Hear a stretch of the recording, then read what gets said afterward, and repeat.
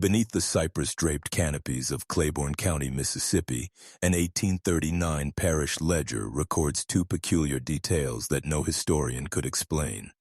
The first, an unexplained disappearance. Nathaniel Blythe, planter, age 41, presumed deceased. The second, an entry in the plantation's inventory noting a sudden increase in meat provisions, distributed to servants and field hands during that same month. To the neighbors, it appeared as nothing more than good management. To the servants who worked the Blythe estate, it marked the beginning of something unspeakable. In a single season, the estate's mistress, Evelyn Blythe, transformed from a grieving widow into a figure of whispered dread, a woman whose generosity fed not just bodies, but a terror that would outlive her name. For nearly 2 centuries, fragments of rumor have persisted. Stories of a feast that defied God, of a mistress who found a way to make loyalty eternal by feeding her household the very man they once feared. Tonight, we unearth the forbidden record of the cotton heiress of Mississippi and the spring when mourning turned to madness, where grief wore pearls and hunger was fed with human flesh. Before we step further into the story of the Blythe estate and its infamous mistress, I need you to do something for me. If you're drawn to the kind of stories that history tried to bury, the ones that make you question what people are capable of when no one's watching, then hit that subscribe button right now.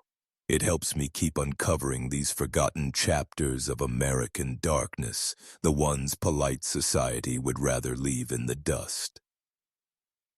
And while you're here, I'm curious. Where are you listening from tonight? Mississippi? Louisiana? Somewhere far from the old river roads where these horrors once unfolded? Drop your city or state in the comments below. Let's see how far the echoes of 1839 still reach. Because tonight, we're not just talking about a disappearance. We're talking about what happened when the most powerful woman in Claiborne County decided that even death could serve her table. By 1839, Claiborne County, Mississippi stood at the glittering heart of the Cotton Kingdom, a place where the soil was black as ink and fortunes rose from the backs of the enslaved. Along the winding banks of the Mississippi River, steamboats moved like floating mansions, hauling wealth downstream to New Orleans and bringing back imported silks, wines, and European perfumes for the planters' wives who ruled behind white columns. The Blythe estate was one of the grandest among them. Locals called it the Palisades, a 3-story monument of ivory plaster and blue shutters perched above the river bend. Its verandas were lined with urns of lilac and rosemary. Its halls shimmered with imported chandeliers. From a distance, it looked like civilization perfected. Up close, you could smell the sweat and ash that sustained it. Nathaniel Blythe, planter, trader, and by most accounts, a man both admired and feared, had inherited the land from a line of English merchants who built their empire on cotton and credit. But his wife, Evelyn Blythe, was the estate's true jewel. Born Evelyn Caro, daughter of a Louisiana shipping magnate, she was educated in New Orleans and known for her impeccable composure, her taste for literature, and her rumored indifference to everyone around her. Those who met her spoke of an unsettling calm, a woman who smiled rarely, but when she did, it felt rehearsed. She could silence a room without speaking, one guest recalled decades later, as if she was listening to something none of us could hear. It was this silence that would later become infamous, the same silence that hung over the plantation after her husband vanished, and after the servants began to whisper about the strange feasts that followed. Beneath the cypress-draped canopies of Claiborne County, Mississippi, an 1839 parish ledger records two peculiar details that no historian could explain. The first, an unexplained disappearance. Nathaniel Blythe, planter, age 41, presumed deceased. The second, an entry in the plantation's inventory noting a sudden increase in meat provisions, distributed to servants and field hands during that same month. To the neighbors, it appeared as nothing more than good management. To the servants who worked the Blythe estate, it marked the beginning of something unspeakable. In a single season, the estate's mistress, Evelyn Blythe, transformed from a grieving widow into a figure of whispered dread. A woman whose generosity fed not just bodies, but a terror that would outlive her name. For nearly 2 centuries, fragments of rumor have persisted. Stories of a feast that defied God, of a mistress who found a way to make loyalty eternal by feeding her household the very man they once feared. Tonight, we unearth the forbidden record of the cotton heiress of Mississippi and the spring when mourning turned to madness, where grief wore pearls and hunger was fed with human flesh. Before we step further into the story of the Blythe estate and its infamous mistress, I need you to do something for me. If you're drawn to the kind of stories that history tried to bury, the ones that make you question what people are capable of when no one's watching, then hit that subscribe button right now. It helps me keep uncovering these forgotten chapters of American darkness, the ones polite society would rather leave in the dust. And while you're here, I'm curious. Where are you listening from tonight? Mississippi? Louisiana? Somewhere far from the old river roads where these horrors once unfolded. Drop your city or state in the comments below. Let's see how far the echoes of 1839 still reach. Because tonight, we're not just talking about a disappearance. We're talking about what happened when the most powerful woman in Claiborne County decided that even death could serve her table. By 1839, Claiborne County, Mississippi stood at the glittering heart of the Cotton Kingdom, a place where the soil was black as ink and fortunes rose from the backs of the enslaved. Along the winding banks of the Mississippi River, steamboats moved like floating mansions, hauling wealth downstream to New Orleans and bringing back imported silks, wines, and European perfumes for the planters' wives who ruled behind white columns. The Blythe estate was one of the grandest among them. Locals called it the Palisades, a 3-story monument of ivory plaster and blue shutters perched above the river bend. Its verandas were lined with urns of lilac and rosemary. Its halls shimmered with imported chandeliers. From a distance, it looked like civilization perfected. Up close, you could smell the sweat and ash that sustained it. Nathaniel Blythe, planter, trader, and by most accounts, a man both admired and feared, had inherited the land from a line of English merchants who built their empire on cotton and credit. But his wife, Evelyn Blythe, was the estate's true jewel. Born Evelyn Caro, daughter of a Louisiana shipping magnate, she was educated in New Orleans and known for her impeccable composure, her taste for literature, and her rumored indifference to everyone around her. Those who met her spoke of an unsettling calm. Evelyn Blythe was 26 when the newspapers began calling her the most enviable young woman in Claiborne County. They meant it as praise, but those who truly knew her understood it as something closer to a warning. She was the kind of woman whose beauty demanded distance, pale, deliberate, with eyes that never seemed to fully focus on the person speaking to her. She carried herself like someone perpetually listening for an inner voice no one else could hear. Her upbringing had been polished, almost clinical. The daughter of a New Orleans shipping magnate, Evelyn was educated in arithmetic, French, and chemistry, disciplines unusual for women of her time. Tutors later remarked that she had an unnatural fascination with the structure of living things, bones, muscles, decay. One recalled her asking, at age 15, how long a body stayed useful after death. When she married Nathaniel Blythe, a man 15 years her senior, it was seen as a social triumph.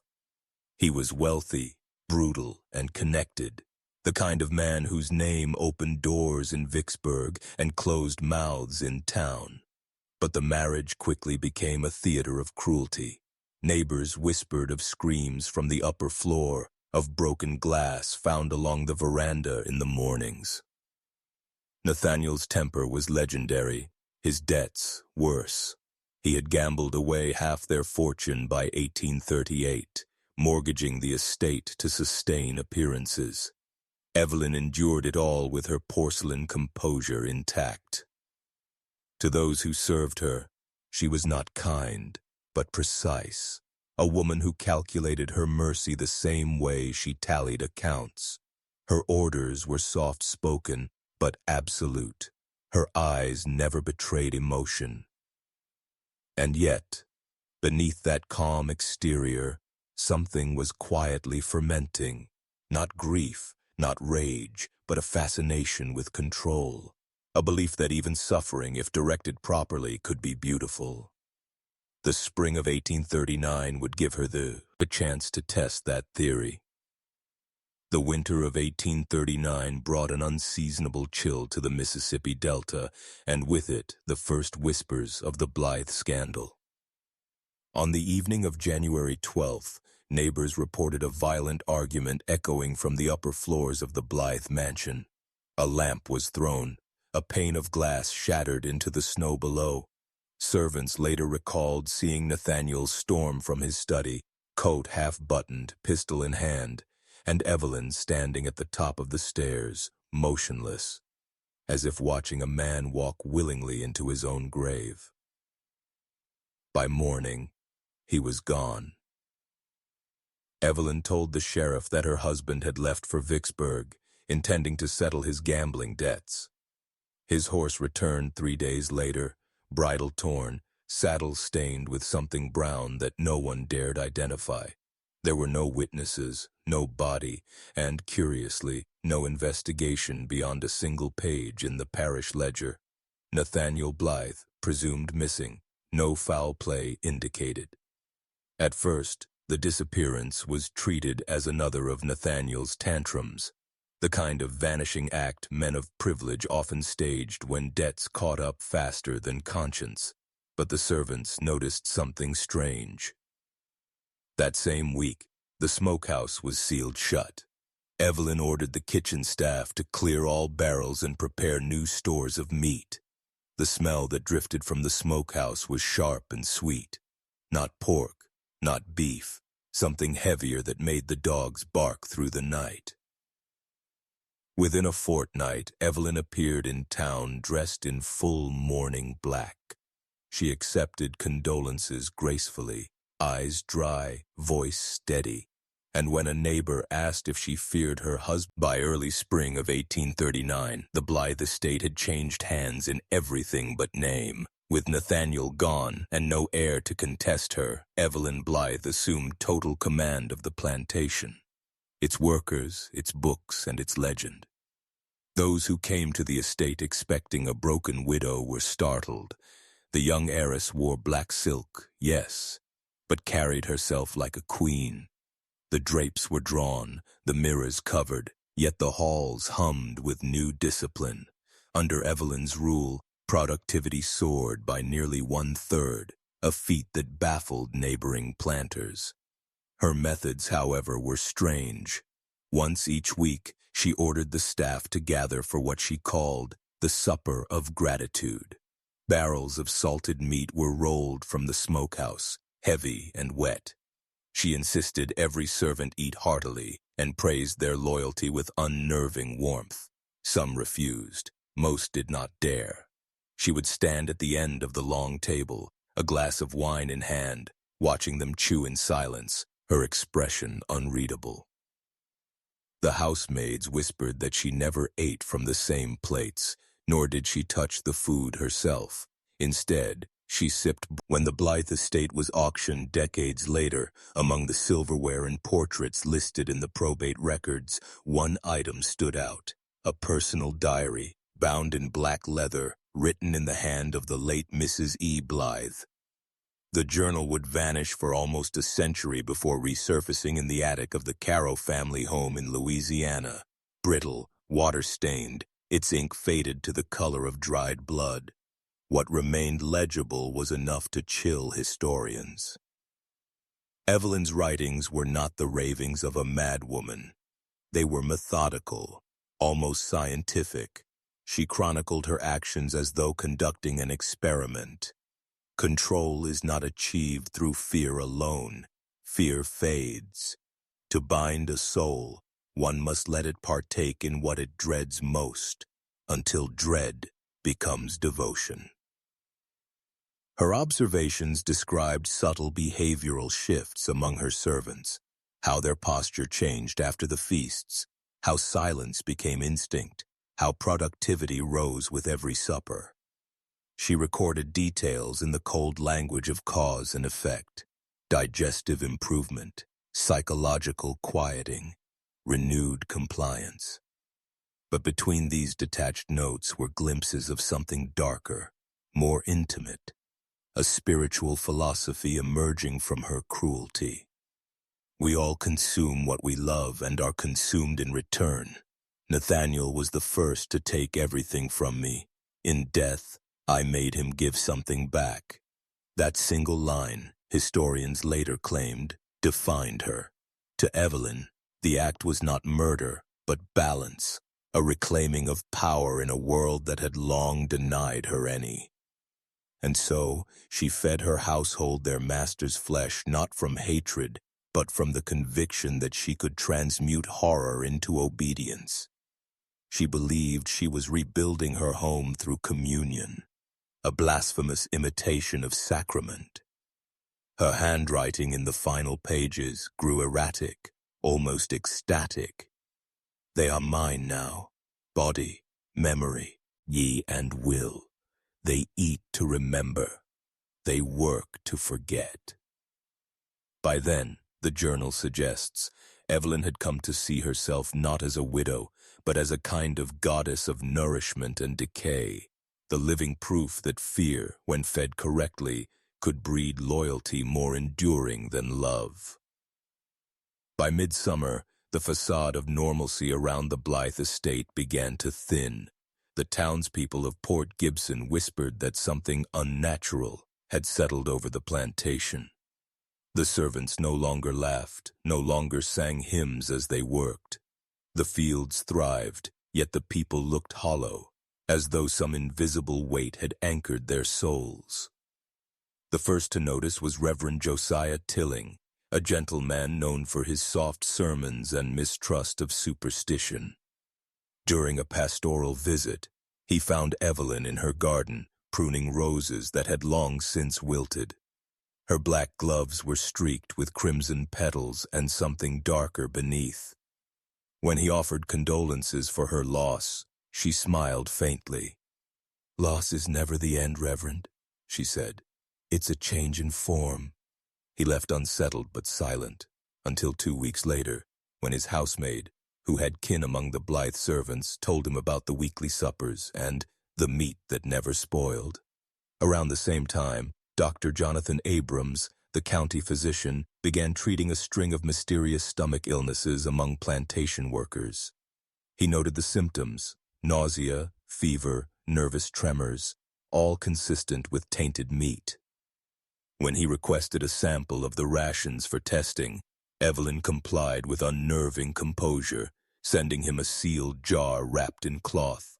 Inside was a pale, greasy mixture, salted beyond taste. Abrams suspected rot, perhaps animal remains gone sour, but under magnification he saw something that turned his stomach, a fragment of molar enamel, human, unmistakable. That night, he rode to Reverend Tilling's home in the rain. By candlelight, the two men compared their findings. the Reverend's unease, the doctor's evidence, and came to a dreadful conclusion. If Evelyn Blythe's supper of gratitude was what it seemed, she had crossed into a form of blasphemy neither church nor law had words for. They agreed to confront her, but Evelyn, ever the strategist, anticipated them. The following morning, a handwritten note arrived at the rectory, sealed with black wax. "Gentlemen, your curiosity has led you to my table. Join me for dinner tomorrow at dusk. You will find all your questions answered, and perhaps your appetites cured." The following evening, the Reverend and Dr. Abrams arrived at the Blythe estate beneath a sky the color of rust. Lanterns flickered along the veranda, but the house inside was almost entirely dark. Evelyn greeted them in mourning silk, her face veiled, her voice calm as prayer. "Thank you for accepting my invitation," she said. "You both serve truth. So do I." She led them to the dining hall, a cavernous chamber lined with mirrors veiled in black cloth. At the table's center, a silver tureen steamed beside decanters of wine. The air was heavy with the scent of salt and iron. Evelyn poured each man a glass, then sat opposite them, hands folded neatly over a closed leather book. "You seek evidence," she began. "What better proof than the taste of what sustains this house?" She lifted the lid. The steam that rose was thick and sweet. Inside the tureen floated chunks of pale meat, marbled with fat, swimming in a dark, oily broth. The Reverend recoiled. Dr. Abrams hesitated, studying the dish, his professional curiosity momentarily overriding his fear. Evelyn ladled portions into their bowls with ritualistic grace. "Eat," she whispered. "Let knowledge become part of you." Neither man touched the food. Evelyn, smiling faintly, dipped a silver spoon into her own bowl. She lifted a single piece and held it to the light. Something glimmered. A tooth fragment, small, unmistakable. "He was part of this house," she said softly. It seemed wasteful to discard him. The words hung in the air like smoke. The Reverend's hand trembled.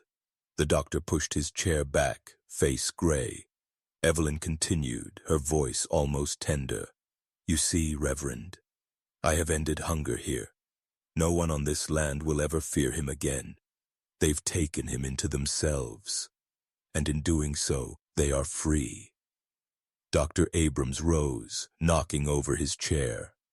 "You're mad," he muttered, stumbling toward the door. Evelyn didn't move.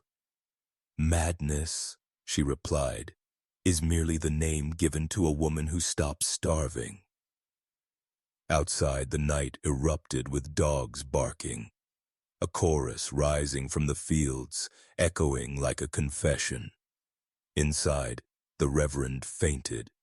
Evelyn closed her journal, extinguished the candles, and left the room in perfect silence.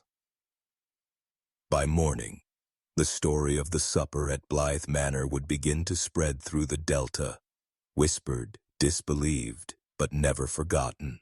By dawn, Reverend Tilling and Dr. Abrams had already fled the Blythe estate, pale and trembling, too shaken to form words. They rode straight to Port Gibson, demanding that the sheriff take a statement. But by the time the law arrived at the plantation, Evelyn Blythe was waiting for them. Calm, composed, seated on the veranda with tea and her mourning veil lifted. She greeted them with her usual courtesy. "Gentlemen," she said evenly, "I hear there's been quite the disturbance. I trust you've come to restore order, not hysteria." Inside, the table from the previous night had been cleared. The tureen was gone. The servants, silent and motionless, denied ever seeing a visitor, a dinner, or a confession. When asked about the sealed barrels, Evelyn produced receipts for pork purchased from a butcher upriver, forged but convincing. The sheriff, a family acquaintance, seemed relieved to find no evidence of a crime. The Reverend's pleas were dismissed as delirium brought on by the strain of excessive piety. The doctor, despite his findings, lacked the courage to confront a woman of her stature publicly. Within days, the official report read, "No trace of foul play. Mrs. Blythe exhibits melancholia and disordered grief. Recommend temporary supervision and rest." It was the South's most elegant form of silencing, rebranding horror as hysteria. Evelyn was quietly declared unfit for management and placed under the guardianship of her brother, Thomas Carow. Her estate continued to operate, though the supper gatherings abruptly ceased. The servants were sold off to neighboring plantations before the season's end, scattered like ashes across Mississippi and Louisiana. Not one of them ever spoke publicly of what they'd seen or eaten. Perhaps fear held their tongues, or shame. In the end, there was no trial, no headline, no retribution. Society had done what it always did. With women who broke its rules, it erased her by diagnosing her. For the neighbors, the official story was enough. Nathaniel Blythe had died tragically, and his poor wife had lost her mind from grief. The truth, that she had fed him to the living, was buried beneath magnolia petals and polite conversation, hidden in ledgers and rumors that only the curious still dared to read. Evelyn Blythe was taken to St. Agnes Sanitarium in Natchez in the autumn of 1839, escorted by her brother and 2 attendants who kept their eyes lowered the entire journey. The institution, a converted monastery overlooking the river, was where the region sent its delicate women. Widows who spoke too freely, daughters who refused to marry, and heiresses whose sanity had become inconvenient. In the sanitarium's register, her diagnosis was written in tight masculine script. Melancholic delusions, displays calm affect, articulate speech, no remorse. She was given a small private room facing the water, its barred window lined with ivy. Nurses claimed she never screamed, never wept, never begged for release. Instead, she spent her days writing, sometimes in her journal, sometimes directly onto the walls with a piece of burnt charcoal taken from the fireplace. One orderly later recalled that she refused to eat the food served to her. She said the bread was hollow, he wrote, and that the flesh of the river was purer. In her final months, her handwriting deteriorated into looping symbols that no one could decipher. Yet one sentence repeated again and again across the walls, etched so deeply the plaster cracked. "They cannot starve me now. I am still feeding." When cholera swept through the sanitarium in 1841, she volunteered to nurse the sick. Within weeks, half the ward was dead. Evelyn herself succumbed soon after, found sitting upright beside a window, a faint smile frozen on her lips. The attending physician listed her cause of death as infection following exhaustion. She was buried in an unmarked grave on the monastery grounds, her name misspelled in the records as Evelyn Blythe. But the nurses swore that for nights after her burial, the smell of roasted meat lingered through the halls. Faint, sweet, impossible. Her brother ordered her room sealed. The servants called it the widow's cell, and no one entered again. Nearly a century later, in 1924, the land where the Blythe estate once stood was purchased by a logging company. During excavation near the old smokehouse foundations, workers unearthed a scatter of bone fragments mixed with charred timber and rusted iron hooks. At first, they assumed they were animal remains, until one foreman recognized the unmistakable curve of a human jaw. The discovery prompted a brief investigation by the Claiborne County Historical Society, whose report, now stored in Jackson, describes evidence of sustained heat consistent with controlled burning, and organic residue consistent with human calcium deposits. The findings were quietly archived, labeled indeterminate, but not everyone was willing to let the story fade again. In the 1970s, a local historian named Marjorie Cobb revisited the Blythe legend after acquiring fragments of Evelyn's surviving journal from a Caro descendant in Baton Rouge. Her handwriting analysis confirmed authenticity. Her conclusions reignited the whispers. Cobb wrote, "Evelyn Blythe was not the first woman to be erased by diagnosis, nor the last to build a religion from grief. Her words read no, it is confession, but as doctrine, the belief that the body could be reclaimed, repurposed, and sanctified through consumption." She published her findings in a limited-run pamphlet titled The Feast Beneath the Magnolia Trees. It sold fewer than 100 copies before being quietly suppressed after protests from local church groups. Still, each generation seems to rediscover the Blythe story. Farmers claim to find teeth in the soil after floods. Children dare each other to approach the overgrown ruins where the smokehouse once stood. Even the river, locals say, occasionally delivers a relic. A bone, a shard of porcelain, a blackened buckle, as if the land itself refuses to forget what it was fed. Whether fact or myth, one truth remains. Every record of her trial and committal mysteriously vanished in the courthouse fire of 1844. All that endures are fragments, ledgers, letters, stains, and the legend of a woman who believed that mastery over others began with what they were willing to swallow. Time has eroded most of the evidence, but not the lesson Evelyn Blythe left behind. Her story is not merely about murder or madness. It is about control and the terrible ways it can masquerade as love, grief, or duty. In a world where women were meant to obey, Evelyn learned that domination could take quieter forms, that you didn't need a whip to own someone's soul, only a secret they could never confess.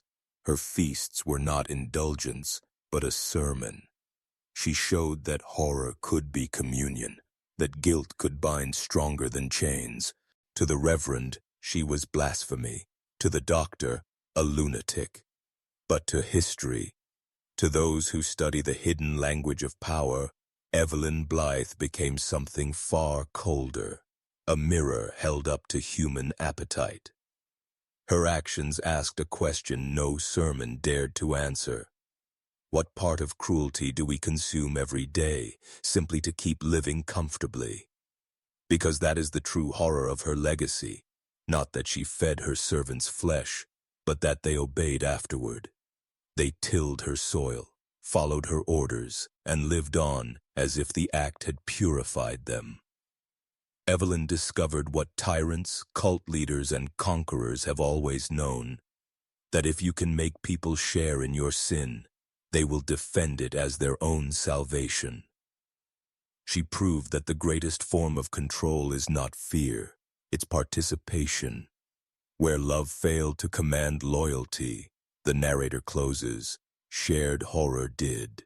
And that is how a plantation widow became an empress of silence, ruling not by chains or whips, but by the simple eternal truth that nothing binds the living like the dead they've eaten. The Blythe estate is gone now, claimed first by creditors, then by time.